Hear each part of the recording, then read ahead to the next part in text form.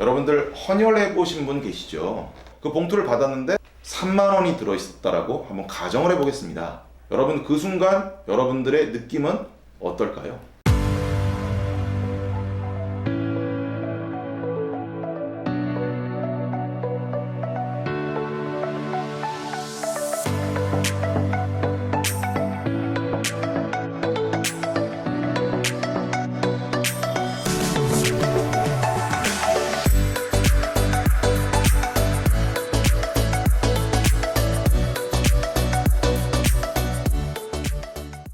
기업에서 근무하는 직장인들이 하루 종일 무엇을 창출할까요?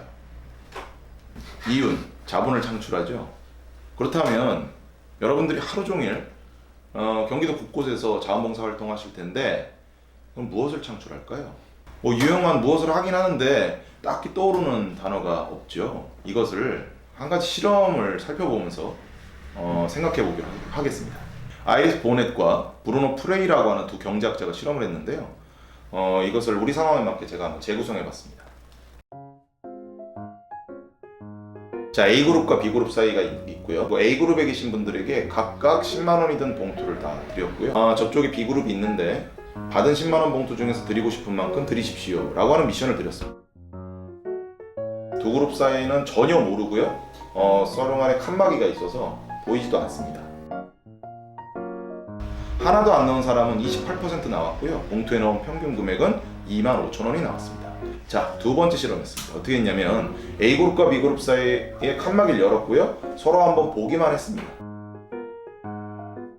하나도 안 넣은 사람은 11%로 줄어들었고요. 봉투에 넣은 평균 금액은 35,000원으로 올라갔습니다. 세 번째 실험했습니다.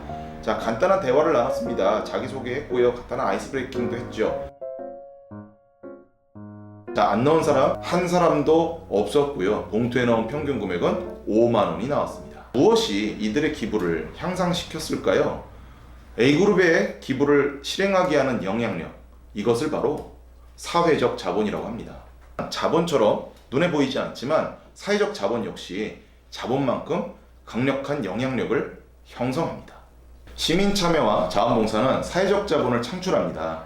여러분들 돈이 많으면 훌륭한 사람인가요? 돈이 많은 사회와 훌륭한 사회는 역시 다를 겁니다. 선진복지국가라고 하는 것은 자본만큼 사회적 자본이 많은 사회라고 볼 수가 있겠습니다. 사회적 자본은 시민 참여와 자원봉사를 통해 창출됩니다. 사회적 자본을 창출하는 자원봉사는 어떠한 가치 토대 위에서 활동하는 것인지 지금부터 살펴보도록 하겠습니다. 첫 번째 가치가 자발성입니다. 사진을 한번 보도록 하겠습니다. 조선의용대 창설 기념 사진입니다. 영어로 뭐라고 되어 있죠? 코리안 볼런티어스라고 되어 있습니다. 볼런티어스, 자원봉사자입니다. 의용군, 의병을 나타내는 단어가 볼런티어스입니다. 똑같은 볼런티어스라고 하는 우리가 개념을 보고 우리가 이렇게 해석해 볼 수가 있는 거죠. 한국의 자원봉사자들은 조국 광복을 위해 목숨을 바친 독립군들의 후예입니다. 그러므로 누군가가 시켜서 하는 동원이 아닌 스스로 하는 자원의 정신은 주인의 정신이며 조국 광복의 정신이다. 우리 이렇게 해석할 수가 있다라고 하는 것이죠. 두 번째 가치를 살펴보도록 하겠습니다. 산, 바다, 강, 도로. 공통점이 뭘까요? 우리 모두의 것이죠.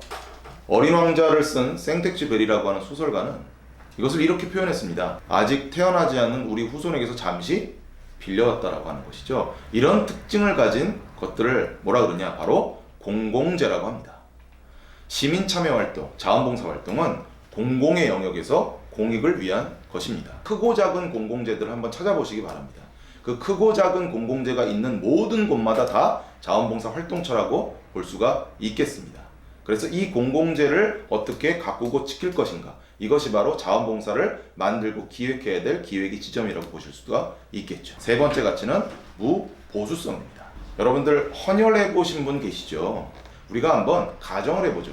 해주신 분이 봉투를 주었다라고 한번 생각해 보겠습니다. 3만 원이 든 돈 봉투를 받았을 때 여러분 그 순간 여러분들의 느낌은 어떨까요? 별로 좋지 않을 겁니다. 그것은 헌혈이 아니라 매혈이 되기 때문입니다. 그것도 아주 헐값에 내 피를 판 행위가 되는 것이죠. 고귀한 여러분들의 행동인 헌혈이 3만 원 봉투로 인해서 순간 헐값의 매열로 추락하게 되는 겁니다. 그래서 무보수성이 바로 그 지점에서 중요하다라고 하는 것이죠. 다른 차원에서 한번 더 볼까요? 자원봉사는 갑일까요? 을일까요? 자원봉사는 어떤 대가에서도 자유로운 무보수성이기 때문에 언제나 갑입니다. 작은 대가라도 받았다라고 하면 그 순간 그 사람은 을이 됩니다. 그러나 자원봉사자들은 어떤 대가에서 자유롭기 때문에 언제나 갑인 것이죠. 그런데 한국 사람들은 갑이 되면 뭘 하려고 그럽니까? 갑질입니다. 자, 자원봉사 하면서 갑질이 있을까요? 없을까요? 우리가 의도하진 않았지만 갑질을 할 수도 있습니다. 자원봉사자는 갑이지만 수요기관과 이용자들이 원하는 것을 먼저 경청해야 합니다. 자, 비즈니스의 관계에서는 어떻습니까? 을이 갑 얘기를 경청을 해야 그 다음 수주들을 줄 거 아니겠습니까? 그런데 자원봉사는 반대입니다. 자원봉사자가 갑이지만 먼저 수요기관과 이용자들이 원하는 것을 먼저 경청해야 한다라고 하는 것이죠. 이 지점에서 네 번째 가치인 책임성이 연결이 됩니다. 만화를 통해서 책임성이라고 하는 맥락 속에서 다시 한번 살펴보도록 하겠습니다. 청소년이 휠체어 장애인에게 자원봉사 활동을 했습니다. 청소년도 이 상황에서 일기를 썼고 휠체어 장애인도 일기를 썼습니다. 먼저 청소년의 일기를 한번 살펴보죠. 오늘은 자원봉사하러 장애인 시설에 갔다. 그 시설에는 거동이 불편한 장애인들이 있었다. 나는 그들을 즐겁게 해주고 싶었다. 그래서 게임도 해주고 산책도 시켜주었다. 오늘은 정말 보람있는 하루였다. 이 똑같은 상황을 휠체어 장애인 분이 일기를 썼습니다. 오늘은 청소년 자원봉사자가 찾아왔다. 그들은 나보고 게임하자며 졸라댔고 맥히지도 않은 산책을 해야만 했다. 그리고 시간이 되자 돌아갔다. 이 장애인 분이 뭐라고 하셨을까요? 여러분들 한번 생각해 보시길 바랍니다. 자, 이 청소년은 왔을 때 어떻게 하면 됐었을까요? 자, 그렇죠. 질문을 했으면 됐습니다.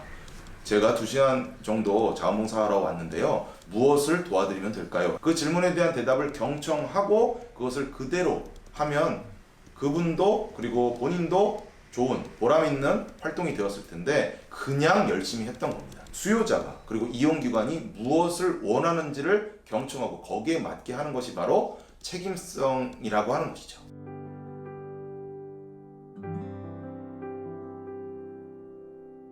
자원봉사는 시간과 돈이 있으신 분들만이 하는 활동이 아닙니다. 앞서서 얘기했던 자발성, 공익성, 무보수성, 책임성 네 가지의 가치가 다 포함된 활동이 자원봉사 활동이죠. 자, 그러면 우리가 역사적 맥락에서 한번 살펴볼까요? 자, 일제강점기 한번 보겠습니다. 여러분들 잘 알고 계시는 3.1운동. 3.1운동 어떻습니까? 그분들 자발적으로 했죠. 그리고 공공의 일에서 했습니다. 그 다음에 무보수성이죠. 그 다음에 책임적인 어떤 활동을 하였습니다. 3.1운동 자원봉사 활동입니다. 울산 장려운동 역시 자발성, 공익성, 무보수성 자원봉사 활동이죠. IMF 때 어떤 운동이 일어났죠? 금모으기 운동이 일어났죠. 자발성, 공익성, 무보수성 자원봉사 활동입니다. 6월 항쟁, 태안에서 기름 유출 사건 때, 그다음에 세월호 때, 그리고 최근에는 촛불 혁명까지 모두 다 자원봉사 활동이라고 볼 수가 있겠습니다. 말모이라는 영화가 있습니다. 저는 이 우리말 큰사전이 조선어학회 분들이 고진, 고초와 탄압 가운데서 힘겹게 만든 산물이라고 알고 있었습니다. 그런데 그 영화 마지막에 전국의 많은 분들이 자발적으로, 그 다음에 공공의 이익을 위해서, 그 다음에 무보수적으로, 그 다음에 책임적인 어떤 열정을 가지고 만들었던, 참여했던 바로 그 사건, 이것도 바로 자원봉사 활동인 것입니다. 정리를 해보겠습니다. 에드워드 윌슨이라고 하는 학자는 이렇게 얘기를 했습니다. 이타적인 인간은 역사적으로 늘 이기적인 인간한테 졌다고. 그런데 이타적인 집단은 이기적 집단한테 늘 이겼다라고 했습니다. 여러분들 자원봉사 활동은 혼자 하는 활동이 아닙니다. 함께 하는 활동이죠. 여러분들 이제 앞으로 경기도 곳곳에서 자원봉사를 통해서 경기도를 행복하고 좋은 사회로 만들기 위해서 여러분들이 참여를 하실 텐데 멋진 팀워크를 통해서 경기도를 변화시키는 여러분들 되시기 바랍니다. 수고하셨습니다.